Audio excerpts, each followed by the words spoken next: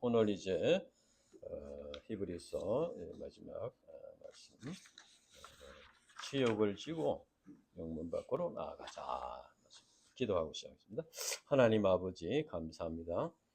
지난 여름부터 이제 가을까지 귀한 참 히브리서 말씀을 허락해 주셔서 감사합니다. 이 말씀이 땅에 떨어지지 않고 우리 심령에 영혼의 밭에 심겨져서 말씀의 열매를 맺을 수 있도록 축복해 주시옵소서. 이 시간 성령께서 도와주시고 깨닫게 해 주시옵소서. 감사합니다. 예수님 이름으로 기도합니다. 아멘. 오늘 이 말씀은 히브리서 마지막 말씀으로 큰 대제사장이 되시는 예수 그리스도의 핏부림으로 말미암아 구원받은 성도들이 어떤 삶을 살아야 하는가 하는 것의 말씀입니다. 늘 얘기하지만은 지식이 곧 신앙은 아니다. 그렇죠?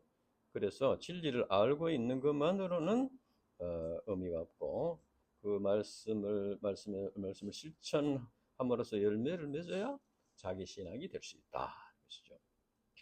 히브리서에 중요한 세 가지 동사가 있는데 첫째는 3장 1절 예수를 생각하라. 그렇습니다. 둘째는 12장 2절 예수를 바라보자. 셋째는 오늘 말씀에 나오는 그에게 나아가자. 그러니까 예수님을 생각만 하고 있어서는 안 되고 그에게까지 나아가야 된다. 오늘 말씀은 히브리서가 가르쳐주는 구원의 복음 진리와 믿음의 진리가 진정으로 우리 자신의 것이 되기 위해서 어떻게 해야 하는가 하는 것을 가르쳐주는 내용입니다. 첫째는 이제 형제 사랑에 대한 권면입니다. 1절에서 3절. 여기서 이 본문에 보면은 형제와 손님이라는 말이 대조되어 나옵니다. 형제라는 것은 이제 육신의 가족이나 영적으로 한 공동체에 속한 우리 신자들을 가리킨다고 할 수 있습니다. 그러나 손님이라는 것은 이제 가족이나 같은 공동체에 속하지 않는 멀리 있는 그런 사람들을 가르친다고 할 수 있습니다. 그런데 형제 사랑을 계속하라는 말은 여러 가지 이유로 형제 사랑을 계속할 수 없는 중단할 수 있음을 나타내 줍니다. 그러니까 형제 사랑을 계속하기 위해서 힘써야 된다는 것입니다. 그리고 손님 대접하는 것을 잊지 말라 하는 말도 손님 대접하는 것을 등한히 여기고 인색하게 될 수 있다는 것입니다. 그럼 우리가 어떤 경우에 형제 사랑을 중단하거나 손님 대접에 인색하게 될 수 있나? 형제를 사랑하더라도 그 형제가 감사의 표현이 좀 없고 또 당연한 것을 여기고 더 많은 것을 요구하고 이렇게 되는 경우에는 형제 사랑하기가 참 어려운 그런 문제가 될 수가 있겠죠. 그리고 그 사랑을 오히려 배반하고 말과 행동을 오히려 해롭게 하고 손해를 입히고 이런 경우는 뭐 말할 것도 없이 참 사랑하기가 힘들 것입니다. 그리고 우리 자신에게 어떤 현실적인 심각한 문제가 생겼을 때 그 형제를 돌아볼 여유가 없는 것이죠. 그러니까 형제 사랑을 계속하기가 어려운 경우도 생길 수 있습니다. 그리고 형제가 이제 하나님의 축복을 받고 좋은 것을 갖고 이렇게 하게 되면은 어떤 비교의식이나 시기심 등이 일어나서 참 사랑하지 못하는 경우도 있을 수 있습니다. 또 손님 대접하는 것도 이제 자기에게 유익이 되느냐 안 되느냐 이 계산하는 마음을 갖게 되면은 손님 대접하기가 힘들게 될 수 있습니다. 예수님께서는 제자들에게 새 계명을 주셨는데 요한복음 13장 34절 내가 새 계명을 너희에게 주느니 서로 사랑하라. 내가 너희를 사랑한 것 같이 너희도 서로 사랑하라. 했습니다. 내가 너희를 사랑한 것 같이 너희도 서로 사랑하라. 요한일서 3장 16절에는 그가 우리를 위하여 목숨을 버리셨으니 우리가 이로써 사랑을 알고 우리 형제를 위하여 목숨을 버리는 것이 마땅하니라 했습니다. 그것은 형제 사랑의 근거가 그 사람이 나를 사랑하느냐 안 하느냐 뭐 감사하느냐 안 하느냐 이게 아니고 그리스도의 그 구속의 사랑이 형제 사랑의 근거가 되는 것이다. 우리 신자들은 우리의 죄를 사하시기 위해 목숨을 버리신 예수님의 사랑을 받은 자들입니다. 예수님은 자기를 배반한 가룟 유다까지도 끝까지 사랑하셨습니다. 그래서 우리는 예수님의 사랑을 배워서 원수까지도 사랑하는 차원 높은 사랑을 실천해야 한다는 것입니다. 손양원 목사님은 자기 아들을 죽인 자를 양아들로 삼아서 사랑함으로써 예수님의 사랑을 실천했습니다. 물론 이제 예수님의 사랑은 너무 수준이 높아서 우리가 본받고 실천하기는 쉽지 않습니다. 그리고 이제 우리가 마음으로 결심했다고 해서 예수님과 같은 차원 높은 사랑을 당장에 그날로 실천할 수 있는 것도 아닙니다. 어떤 면에서 보면은 예수님의 사랑을 그대로 우리가 실천하는 것은 굉장히 어려울 뿐 아니라 거의 불가능에 가깝다, 그렇게 생각할 수도 있습니다. 그런데 왜 예수님은 내가 너희를 사랑한 것 같이 너희도 서로 사랑하라, 이렇게 말씀하셨을까요? 우리 신자들이 예수님의 그 차원 높은 사랑의 목표를 두고 이렇게 또 실천해야 될 이유를 우리가 두 가지로 우리가 생각할 수 있습니다. 우리가 쉽게 사랑할 수는 없지만은, 그러나 이것을 실천해야 되는 그 이유. 첫째는 우리가 이제 예수님의 사랑을 실천하기 위해서 굉장히 노력하면은 그 예수님의 사랑에 미치지는 못하더라도 굉장히 노력하면 어떻게 결과가 나타납니까? 우리 자신의 그 연약한 부족함을 발견할 수 있습니다. 그래서 하나님과 사람 앞에서 겸손한 자가 될 수 있습니다. 우리가 예수님의 차원 높은 사랑을 생각할 때 다른 사람을 좀 사랑했다 하더라도 그것이 자랑거리가 되지 못한다는 겁니다. 자기 의의가 되지 못한다는 것이죠. 그리고 이제 두 번째 이유는 뭐냐 하면은, 비록 우리가 연약해서 예수님의 사랑에 미치지 못하더라도 낙심하지 말고 회개하는 심정으로 다시 또 도전하고 사랑하기 힘든 사람을 또 다시 사랑하려고 노력하고 힘쓰고 이렇게 하면은 우리 자신이 연단을 받아서 우리의 내면과 신앙이 성장하게 된다는 겁니다.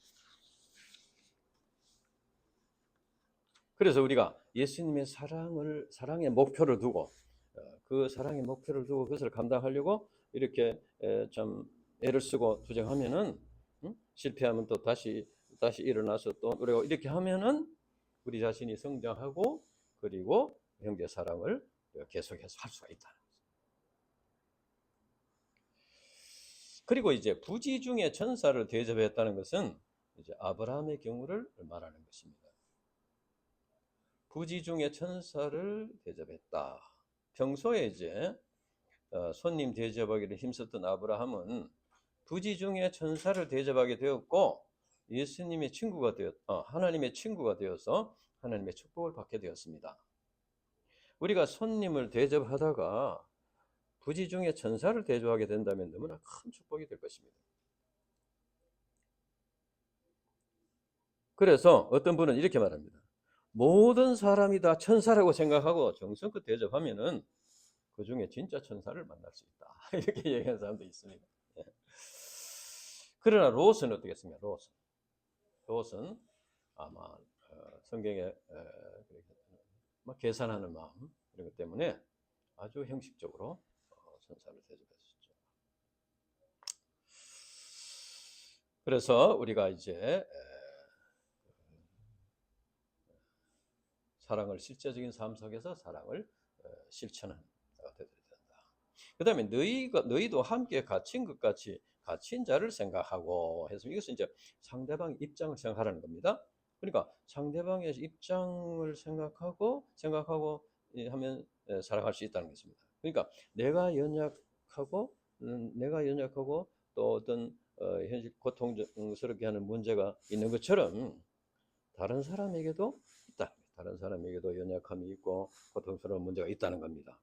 내게 이기적인 본성이 있는 것처럼 다른 사람에게도 이기적인 본성이 있다는 겁니다.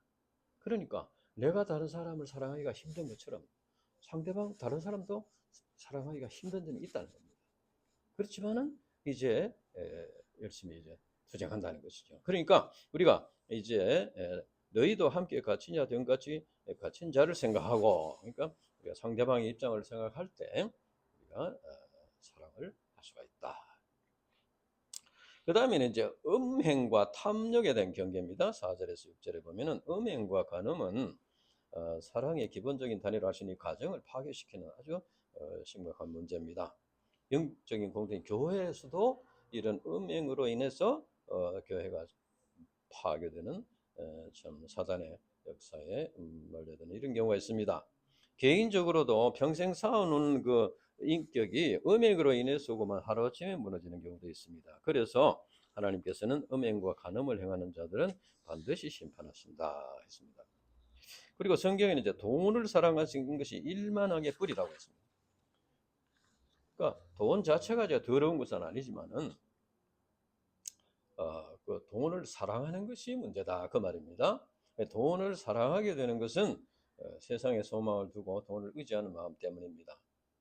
즉 돈이 자기를 보호해주고 또 모든 문제들을 해결해 줄 것이라 이렇게 생각한다는 것입니다. 그러나 세상에는 돈 때문에 그래서 이제 그 세상에 돈 때문에 돈을 사랑하다가 형제와 원수가 되기도 하고 또 이제 그 재산 상속 문제로 부모 형제를 죽이는 경우까지도 있습니다.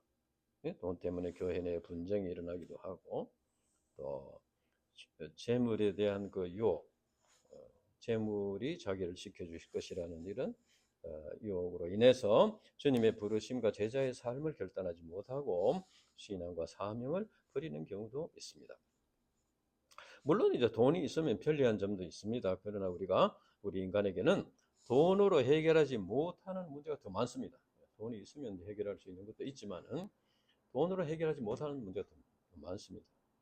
돈으로 모든 문제가 해결된다면 부자들은 아무 문제가 없이 다 만사형통해야 되겠죠. 그렇지 않다는 거죠. 물론 우리 신자라고 해서 돈이 필요 없는 건 아닙니다. 그래서 주님께서 제자들에게 먼저 그의 나라와 그 일을 구하는 삶을 살면은 이제 필요한 돈을 주신다는 거예요. 의식주에 필요한 것을 채워 주신다고 약속하셨습니다. 그래서 우리는 하나님께서 주신 것으로 만족하고 감사하면서 하나님 나라의 소망을 두고 하나님의 뜻을 이루고자 순종하고 하나님을 기쁘시게 하는 삶을 살면은 하나님께서 그 필요한 것을 채워주신다. 그런데 히브리서 기자가 사랑을 실천하는 것을 말하면서 음행과 돈을 사랑하는 문제를 언급하고 있는 것은 이 문제가 사랑을 실천하고 믿음의 길을 달려가는데 그만큼 방해가 된다 하는 것입니다. 음행과 재물의 문제는 사탄 마귀가 우리를 공격하는 좋은 무기입니다. 그래서 우리 신자들이 이러한 사탄 마귀의 공격을 이겨야만 믿음의 길을 우리가 달려갈 수 있다. 하나님께서는 오늘 말씀에 연약한 우리 신자들에게 약속하셨으면 내가 결코 너희를 버리지 아니하며 너희를 떠나지 아니하리라 했습니다. 5절에 보면 내가 결코 너희를 버리지 아니하며 너희를 떠나지 아니하리라. 네. 참 이 말씀은 우리에게 참 힘을 주는 말씀입니다. 이제 대구 UBF 또 우리 가정이 이제 복음 역사를 감당하는 데 있어서도 많은 사단 마귀의 공격을 받았습니다. 사단 마귀는 이 대구 UBF가 망하기를 바라고 우리 가정이 망하기를 바랍니다. 그러나 하나님께서는 약속의 말씀대로 한 걸음 한 걸음 조금씩 이렇게 인도해 주시고 우리를 버리지 않으신다는 사인을 보여주십니다. 우리를 떠나지 않으신다는 이런 믿음을 갖도록 이렇게 도와주셨습니다. 하나님께서는 독생자 예수 그리스도를 보내셔서 죄사함과 구원의 길을 열어주셨고 성령을 보내셔서 우리와 함께 하시며 우리를 지켜주시고 우리 삶을 이끌어주시는 성령의 견일이라고 이끌어주시는 것입니다. 그래서 연약한 우리가 하나님 나라에까지 이렇게 믿음의 경주를 달려갈 수가 있다 하는 것입니다. 그 다음에는 이제 선진들의 믿음을 본받을 것을 고민한 7절에서 8절 7절에서 9절까지 7절에서 9절 이제 있습니다. 여기에 보면 이제 공동 번역에 이제 이렇게 되어 있습니다. 공동 번역에는 이렇게 7절 우리 같이 읽어보겠습니다. 7절 시작. 하나님의 말씀을 너희에게 일러주고 너희를 인도하던 자들을 생각하며 그들의 행실의 결말을 주의하여 보고 그들의 믿음을 본받으라. 8절 시작. 예수 그리스도는 어제나 오늘이나 영원토록 동일하시니라. 이거 보면 이제 공동문에 이렇게 되어 있어요. 하나님의 말씀을 여러분에게 일러준 지도자들을 기억하십시오. 그들이 어떻게 살다가 죽었는지를 살펴보고 그들의 믿음을 본받으십시오. 이렇게 했습니다. 하나님의 말씀을 너희에게 일러주고 너희를 인도하던 자라는 것은 복음을 전해주고 또 앞서 믿음의 경주를 달려간 목자들과 믿음의 선진들을 가리킵니다. 그리고 그들의 행실의 결말을 주의하여 보고, 굉장히 중요합니다. 그들의 행실의 결말을 주의하여 보고. 이 말은 이제 그들의 삶 전체를 통해서 나타난 행실의 결말, 믿음의 열매를 보고 그들의 믿음의 삶을 본받아라는 겁니다. 이는 곧 우리가 이제 믿음의 선진들이 남겨놓은 믿음의 열매를 보고 믿음을 본받고 따라가야 한다 하는 것이고, 더 나아가서는 우리 자신이 행실의 결말, 즉 믿음의 열매를 남김으로써 우리의 후손들이 따라오도록 또 해야 된다 그 말입니다. 신앙생활은 지식이 아닐 뿐 아니라 말로 하는 것이 아니고 또 겉으로 보이는 형식을 따라하는 것도 아닙니다. 신앙생활은 말씀에 순종하는 삶을 통해서 행실의 결말을 보는 것입니다. 열매를 맺는 것이다. 그런데 그러면 어떤 행실의 결말을 보이느냐, 이 중요해요. 어떤 것이. 그러니까 이제 우리 성경에도 많은 예들이 있고 또 실제적인 삶 속에서도 많은 예들이 있습니다. 그래서 그 행실의 결말을 통해서 이렇게 살아야 된다. 이렇게 살 때 하나님의 축복을 받는다. 이런 이제 모범을 우리가 봐야 되겠어요. 또 이렇게 살면 안 된다는 그런 예를 우리가 남겨야 된다는 건 참 안타까운 일이 될 것입니다. 우리 신자들이 믿음의 선진들의 삶을 본받고 배워야 하는 이유는 예수 그리스도께서 어제나 오늘이나 동일하다. 옛날에 그 선진들을 이끌어 주신 하나님, 예수님이 하나님이 오늘에도 똑같다는 거예요. 오늘 우리에게도 똑같다는 거예요. 그리고 이것은 뭐냐 하면은 그 주님의 사랑이, 옛날에 믿음의 선진들을 사랑하신 그 사랑이 오늘날 우리들의 사랑은 똑같다. 그리고 또 주님의 그 평가 기준이 어제나 오늘이나 똑같다. 옛날 믿음의 선진들을 평가하시는 그 기준이 오늘날 우리들에게도 똑같은 기준으로 평가하신다 그 말이에요. 그러니까 이 주님의 사랑과 그 평가가 똑같기 때문에, 그러니까 믿음의 선진들의 믿음을 본받고 믿음의 예를 본받고 이렇게 나아갈 때 하나님의 축복을 누리는 삶을 살게 된다는 것입니다. 물론 우리 신자들이 예수님을 본받아서 예수님이 가시는 길을 따라가야 합니다. 그러나 예수님은 너무 수준이 높아서 사실 본받고 배우는 것이 좀 어렵고 엄두가 나지 않는 라고 생각할 수 있습니다. 그러나 믿음의 선진들도 물론 수준이 높기는 하지만은, 그러나 그분들은 연약함을 지닌 인간이기 때문에 그래도 우리가 이제 본받고 따라가기가 이제 예수님보다는 좀 쉽다고 할 수 있습니다. 우리가 성경 말씀을 통해서 신앙의 원리를 배우지만은 이것은 어디까지나 이제 이론적인 것입니다. 실제적인 믿음은 말씀에 순종해서 실천함으로써 배우게 된다. 그 말씀에 순종하고 실천함으로써 그 결과, 행실의 결말을 보는 것이 이제 중요하다는 것입니다. 그래서 우리가 선진들의 그 믿음의 결과, 행실의 결말, 믿음의 열매가 우리의 길잡이가 된다는 겁니다.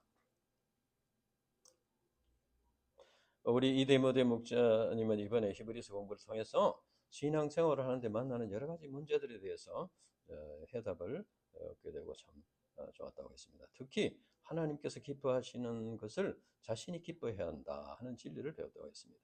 자, 그러면 하나님이 기뻐하시는 것이 무엇을 기뻐하시나 이걸 알아야지 이제 하나님이 기뻐하시는 것을 내가 기뻐하면서 갈 수 있지 않겠습니까? 하나님이 뭘 기뻐하시나? 하나님이 뭘 기뻐하십니까? 히브리서 11장 6절 같이 읽어봅시다. 히브리서 11장 6절.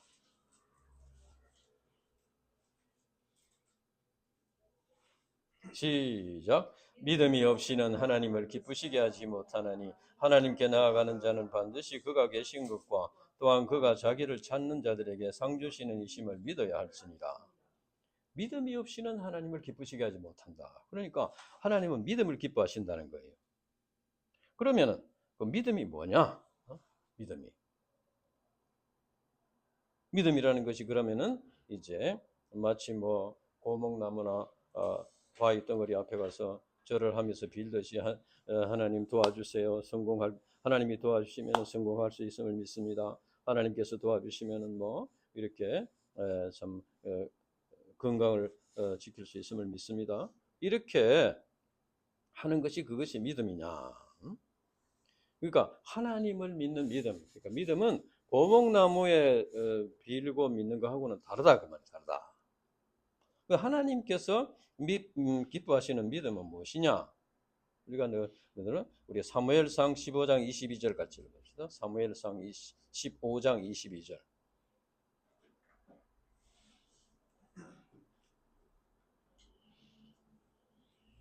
사무엘상 15장 22절.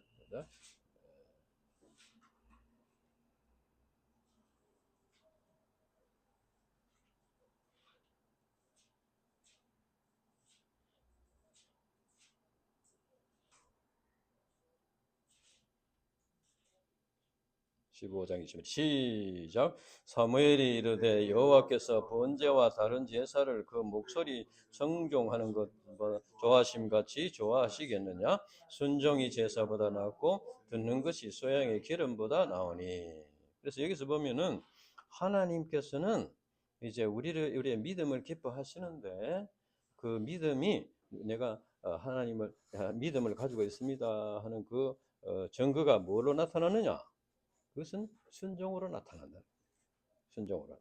그러니까 순종을 통해서 내 믿음이 입증이 된다는 것입니다. 그래서 하나님께서는 우리가 순종하는 것을 보시고 이게 믿는구나 이렇게 보신다는 거예요. 그래서 우리는 선진들의 믿음의 삶을 통해서 믿음을 배우고 선진들의 순종을 통해서 열매 맺는 것을 보고 또 우리도 그 순종을 따라감으로써 이제 우리의 믿음을 나타낸 그것을 하나님께서 기뻐하신다. 예, 우리 부모님들은 누구나 다 자녀를 잘 키우기를 다 소원합니다. 부모가 자녀에게 이론적인 가르침도 있어야 하지만 그보다 더 중요한 것은 예수님을 따르는 그 부모의 믿음의 삶을 통해서 그 행실의 결말을 보여주고 이렇게 살 때 너도 이제 하나님의 축복을 받는다. 이것을 보여주고 따라오도록 해야 돼.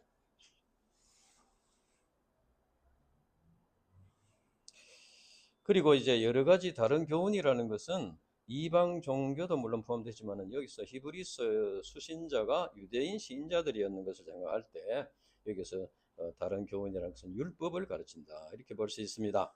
특히 그 당시 음식에 관한 율법이 많았습니다. 그러나 음식을 뭐 가려 먹는다고 해서 정결하게 되거나 신앙이 견고해 되는 것은 아닙니다.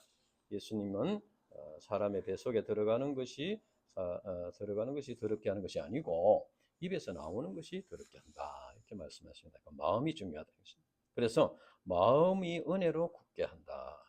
이 말씀에 보면은 이제 12장 거기 보면은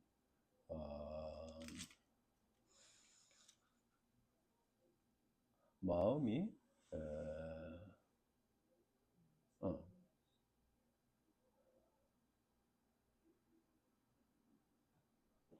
마음이 굳게 그러면은 9절이겠잖아요. 9절. 여러 가지 다른 교훈에 걸리지 말라. 마음은 은혜로서 굳게 함을 얻는다. 마음은 은혜로서 굳게 함을 얻는다.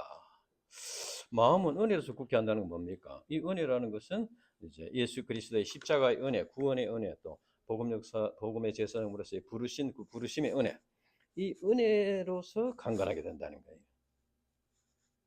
이러한 주님의 은혜를 깊이 영접하고 믿고 실천할 때 신앙의 열매를 맺을 수 있다. 그래서 골로새서 2장 6절 7절 보면은 그러므로 너희가 그리스도 예수를 주로 받았으니 그 은혜 그 안에서 행하되 그 안에서 뿌리를 박으며 세움을 받아 교훈을 받은 대로 믿음에 굳게 서서 감사함을 넘치게 하라고 했습니다. 그 다음에는 이제 예수님을 따르는 제자의 삶에 대한 교훈입니다. 10절에서 13절 말씀. 10절에서 13절 우리 같이 읽어보겠습니다. 10절에서 13절. 시작. 우리에게 제단이 있는데 장막에서 섬기는 자들은 그 제단에서 먹을 권한이 없나니 이는 죄를 위한 짐승의 피는 제사장이 가지고 성소에 들어가고 그 육체는 영문 밖에서 불사름이라. 그러므로 예수도 자기 피로서 백성을 거룩하게 하려고 성문 밖에서 고난을 받으셨느니라. 그런즉 우리도 그의 치욕을 짊어지고 영문 밖으로 그에게 나아가자. 여기서 제단이라는 것은 이제 속죄의 제사를 말하는데, 레위기서 4장 우리 옛날에 이제 공부했는 그 말씀을 생각해 보면은 제사장도 이제 범죄할 수가 있습니다. 인간이기 때문에. 그래서 제사장을 범죄하는 경우에 흠이 없는 수송아지를 잡아서 속죄 제사를 드려야 합니다. 이 속죄 제사를 드리는 순서는 먼저 회막문에서 하나님 앞에서 이제 송아지 머리에 안수를 합니다. 제사장의 안수를. 그러면은 이제 제사장의 죄가 그 송아지에게 다 전가가 됐다 그런 것이죠. 그리고 송아지를 이제 죽입니다. 죽여서 잡습니다. 그리고 제사장은 그 송아지 피를 가지고 성소 휘장 앞에 7번 뿌리고 향단 뿔에 바르고 그 다음에 나머지는 번제단 밑에 쏟습니다. 피를 쏟아. 그리고 그 수송아지의 모든 기름과 콩팥은 번제단에서 불사르고 그 다음에 가죽과 고기와 머리와 정강이와 내장과 똥은 진영 바깥에 있는 죄를 버리는 정결한 곳에서 불사릅니다. 이것은 송아지에게 송아지 죄를 전가시켜서 죄인을 대신해서 송아지가 죽음으로써 죄의 값을 지불하고 죄 사함을 받는 것을 의미합니다. 그러나 이러한 제사는 해마다 드려야 하는 불완전한 것이었습니다. 그래서 하나님께서는 독생자 예수님으로 하여금 우리 인간들의 죄를 짊어지고 십자가에서 피 흘려 죽게 하심으로써 피의 공로를 믿는 자들의 죄를 사해 주십니다.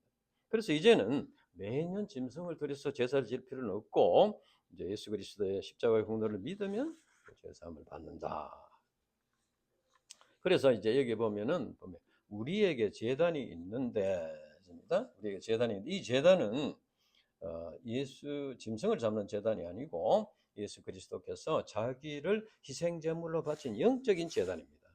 예수님은 자기의 피를 가지고 하늘 성소에 들어가셨습니다. 그리고 그 몸은 예수님은 이제 그 피는 성소에 갔는데 그 몸은 영문 밖에서 고난 당하시고 십자가에서 죽으셨습니다. 레위기나 이런 말씀에 보면 일반적인 제사는 화목제, 감사제 제사를 드리고 그 고기는 제사장이 먹습니다.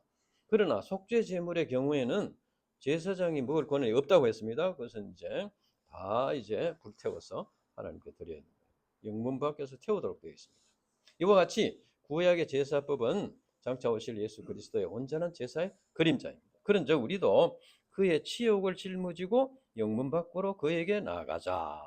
공동번역에 보면은 그러므로 우리도 영문 밖에 계신 그분께 나아가서 그분이 겪으신 치욕을 함께 겪읍시다. 이렇게 되어 있습니다.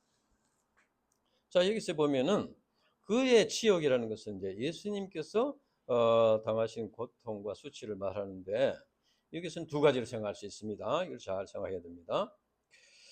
첫째 하나는 우리 인간의 부끄러운 죄로 인한 치욕입니다. 예수님은 죄가 없는 분인데도 불구하고 예수님은 우리의 죄를 짊어지셔가지고 죄인이 되셨습니다. 그러니까 죄가 없는 분인데 죄인이 되셔가지고 강도들과 같이 살인 강도들과 같이 십자가에 죽었습니다. 죄인의 모습으로 죽으셨다는 겁니다. 그러니까 그 죄로 인해서 우리 인간들의 죄를 담당하심으로써 그 죄로 인해서 부끄러움을 당하셨다는 말입니다. 그럼 두 번째는 십자가에서 인간의 죄를 대신해서 죄값을 지불하시는 일을 통해서 치욕을 당하셨습니다. 그래서 조롱을 당하시고 채찍에 맞으시고 침뱉음을 당하시고 이렇게 치욕적인 그런 죽음을 당하셨습니다. 즉 예수님은 우리 인간의 죄를 짊어지심으로써 그 죄로 인한 치욕을 당하셨고 그 다음에는 십자가에서 죄값을 지불하시느라고 또 치욕을 당하셨고 그래서 치욕을 당하셨다. 그러면 영문 밖으로 그에게 나아가자. 이 말씀은 이제 구약 시대의 속죄 제물의 피는 성막에 뿌려졌고 나머지 고기와 머리와 정강이와 내장과 가죽과 똥은 영문 밖에서 불살랐듯이 예수님의 피는 하늘 성소에 뿌려졌습니다. 그러나 예수님의 육체는 예루살렘 성 밖에 있는 골고다 언덕에서 십자가에 못 박혀서 죽으셨습니다. 그것을 의미하는 것입니다. 그래서 우리도 그의 치욕을 짊어지고라는 말은 우리 인간이 이제 자신의 죄로 인한 치욕을 짊어지고 자신의 죄가 드러나는 것을 드러나는으로써 당하는 그 부끄러움과 또 그다음에 자기를 부인하고 자기 십자가를 지고 주님이 가신 길을 따라가는 그 믿음의 삶을 사는으로써 당하는 치욕, 자기 죄가 드러남으로써 당하는 부끄러움, 치욕, 그다음에 주님을 따라가는 제자의 삶을 사는 데 따르는 치욕을 짊어지고 주님이 계신 곳으로 가자 것이요. 그것은 주님이 계신 영문 밖으로 가자는 것은 영문 밖에 계신 그 주님이 거기서 십자가에 죽으시고 지금 어디 계시냐? 하나님 나라에 계신다. 그러니까 하나님 나라에까지 이제 우리가 따라가야 된다는 겁니다.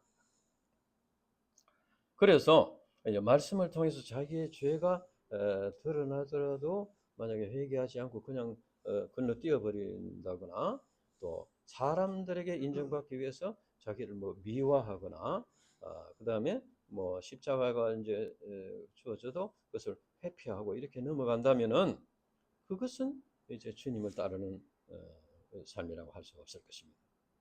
우리 신자들은 자기의 죄로 인한 치욕, 주님의 제자의 삶을 사는 데 따르는 치욕을 짊어지고 주님을 따라가야 한다 하는 것입니다. 여기서 영문 밖과 대조되는 영문 안, 영문 안이라는 것은 이제 그 세상 재물이나 육신의 안에 있는 곳이라고 할 수 있습니다.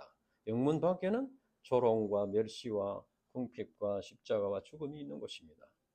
그래서 우리 신자들은 영문 안에서 이제 세상 재물이나 육신의 안락을 추구할 것이 아니고 영문 밖에서 우리 인간들을 구원하기 위해서 치욕을 짊어지신 예수님을 따라가는 삶을 살아야 한다 하는 것입니다.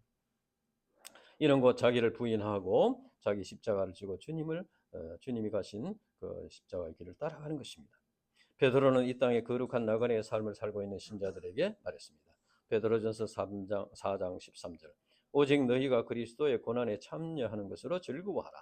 이는 그의 영광을 나타내실 때 너희로 즐거워하고 기쁘게 하려 함이라. 사도 바울은 로마 성도들에게 말했습니다. 그러므로 형제들아, 내가 하나님의 모든 자비하심으로 너희를 구원하노니 너희 몸을 하나님이 기뻐하시는 거룩한 산 제물로 드리라. 이는 너희에게 드릴 영적 예배니라. 그 다음에 이제 찬송의 제사를 드리는 데 대한 권면인데 14절에서 16절. 거기 보면은 여기에는 영원한 도성이 없으므로 했습니다. 이것은 이 세상에서 영원한 것이 없다는 겁니다. 그리고 영원한 도성이 없으므로 장차 올 것을 찾나니, 장차 올 것이라는 것은 하나님 나라를 말하는 것입니다. 그러니까 우리가 이제 추구해야 될 것은 없어질 이 세상이 아니고 하나님 나라. 그것은 이제 이 세상 것은 없어진다 하는 것은 나이가 좀 더 들어보면 더욱 절실하게 느낄 수 있습니다. 이 세상은 좀 지나가는 겁니다. 지나가는. 그래서 하나님 나라의 소망을 두고 살아야 한다. 예수로 말미암아 항상 찬송의 제사를 하나님께 드리자. 이 찬송의 제사라는 것은 예수님의 그 구원의 은혜와 부르심의 은혜에 대한 믿음, 또 구원의 은혜와 부르심에 대한 부르심의 은혜에 대한 감사, 또 하나님 나라에 대한 소망, 이 믿음과 감사를 고백하는 것입니다. 찬송의 제사라는 것입니다. 그러나 그 당시 초대교 신자들은 극심한 박해를 받고 많은 고난을 당했습니다. 그래서 참 찬송한다는 것이 참 어려운 상황이었습니다. 그런데 이런 신자들에게 하나님께서 참회 제사를 드리라 하는 것은 무슨 의미입니까? 우리도 현실적으로 어려움을 당할 때 찬송하기가 참 어렵습니다. 그런데 하나님께서는 참회 제사를 드리라고 했습니다. 그건 무슨 의미일까요? 그것은 이 신자들이 박해와 고난 가운데 있더라도 하나님 나라의 소망을 두고 삶을 하나님께 맡기는 믿음을 가지라는 겁니다. 그래서 하나님 나라의 소망을 두고 믿음을 가지면 찬송을 하게 됩니다. 우리가 이 땅에 소망을 두고 살게 되면은 자기가 자기의 삶을 책임져야 하고 하기 때문에 늘 근심 걱정에 시달릴 수밖에 없습니다. 뭐 그리스도의 고난에 참여하지 못하는 것은 또 물론이고 우리 자신의 삶에 대해 장래에 대한 염려나 두려움 때문에 이렇게 시달리게 된다. 그러나 우리가 하나님의 구원과 사랑에 대한 감사와 영원한 하나님 나라에 대한 소망이 있을 때 감사의 제사, 찬양의 제사를 드릴 수가 있다. 그러니까 우리가 뭐 일이 잘 되고 잘 풀리고 다 뭐 만사형통하고 편안할 때 참회 제사를 드린 게 아니고 이스라엘 백성들과 같이 그 당시에 유대인 신자들과 같이 극심한 박해 가운데 고난을 당하더라도 참회 제사를 드리고 하나님 나라를 바라보고 믿음의 삶을 살아가는 것입니다. 그 다음에는 이제 인도하는 자들에게 순종할 것에 대한 권면입니다. 17절에 19절에 보면은 여기서 너희를 인도하는 자들이라는 것은 영적 지도자를 말합니다. 자신들이 청산할 자인 것 같이 영적 지도자들은 너희 영혼을 위하여 경성하기를 자신들이 청산할 정의, 자신들이 청산한다는 것은 자기들이 계산한다는 거예요. 하나님 앞에서 자기들이 계산하는, 그래서 평가를 받는다. 그런 책임감을 가지고 감당한다는 것입니다. 그리고 그 다음에 이제 그러니까 이제 잘 이렇게 순종하고 이렇게 영접하고 이렇게 가르치는 것을 잘 영접하고 해야 되는데 그렇게 하지 않으면 어떻게 되느냐? 근심을 하게 된다니. 그렇지 않으면 너희에게 유익이 없다고 했습니다. 그러니까 그렇지 않으면은 이 진리를 영접하지 않으면은 유익이 없을 뿐 아니라 또 오히려 인도자들을 근심하게 함으로써 영역을 영역이 떨어지게 함으로써 영의 양식을 충분히 공급하지 못하게 될 수 있다는 것입니다. 그래서 유익을 얻지 못한다는 것입니다. 본문 말씀에는 그런데 우리를 위하여 기도하라고 했습니다. 이 히브리서 기자가 기도하라는 두 번이나 나옵니다. 이것은 곧 인도자에게도 부족함이 있다는 겁니다. 그래서 이제 그 인도자들을 위해서 기도해야 한다. 우리가 인도자들을 위해서 기도할 때 하나님께서 부족함이 있는 인도자들을 통해서 영의 양식인 말씀을 주시고 또 믿음의 경주를 달려갈 방향을 제시해 주신다는 겁니다. 이제 마지막 송영과 축도입니다. 20절에서 25절에 보면은 히브리서 기자는 이제 장엄한 축복의 기도와 문안으로 편지를 마칩니다. 양들을 위해서 십자가에서 영원한 언약의 피를 흘림으로써 구원의 역사를 이루신 예수 그리스도를 양들의 큰 목자라고 했습니다. 양들의 큰 목자. 그러니까 인간 목자는 이제 작은 목자라는 겁니다. 큰 목자이신 예수님을 우리가 바라봐야 된다. 그리고 평강의 하나님께서 독생자 예수 그리스도를 통해서 우리 신자들을 온전하게 하심으로 하나님의 뜻을 이루게 하신다. 평강의 하나님께서. 하나님 평강의 하나님이시다. 그러니까 이것은 이제 우리가 예수 그리스도를 믿음으로써 이제 그 올바른 길을 가서 하나님 나라에까지 가게 되면은 참된 평안을 얻게 된다. 그래서 우리가 비록 사단 마귀가 지배하는 세상에 살고 있지만 하나님을 믿고 의지할 때 이 땅에서도 평강을 얻을 수 있다. 17절에는 인도자들에게 순종하라고 했고 22절에 보면은 자기 자신이 권면하는 말을 받아들이라고 했습니다. 그래서 이제 하나님께서 이렇게 목자들을 통해서 하나님의 뜻을 가르쳐 주신다는 겁니다. 그리고 디모데가 노였다는 그것은 이제 감옥에 들어갔다가 풀려났다는 겁니다. 그래서 이 디모데는 바울의 영적 아들이요 후계자였습니다. 그래서 우리 형제 디모데가 놓은 것을 너희가 알라. 우리 형제 디모데가 놓인 것을 알라는 거예요. 이것은 이제 놓인 것을 알라는 것은 이거를 기자가 이렇게 히브리서 기자가 이를 썼다는 것은 이 기자가 바울이었을 가능성이 많다. 그렇게 보는 것입니다. 히브리서를 마치면서 우리가 예수 그리스도를 통해서 주시는 이 구원의 은혜와 믿음의 진리를 통해서 우리가 하나님과 바른 관계를 맺습니다. 그래서 하나님께서 어떤 형편에 있든지 하나님께 주시는 참된 평강이 우리 모두에게 충만하기를 간절히 바랍니다. 기도하고 마치겠습니다.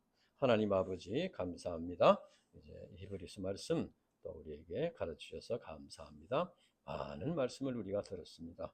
이 말씀이 우리 마음밭이 심겨질 수 있도록 땅에 떨어지지 않고 마음밭이 심겨져서 우리의 참 이제 이 말씀의 열매를 맺고 행실의 결말을 보는 열매를 맺는 믿음의 삶을 살 수 있도록 축복해 주시옵소서. 감사합니다. 예수님 이름으로 기도합니다. 아멘.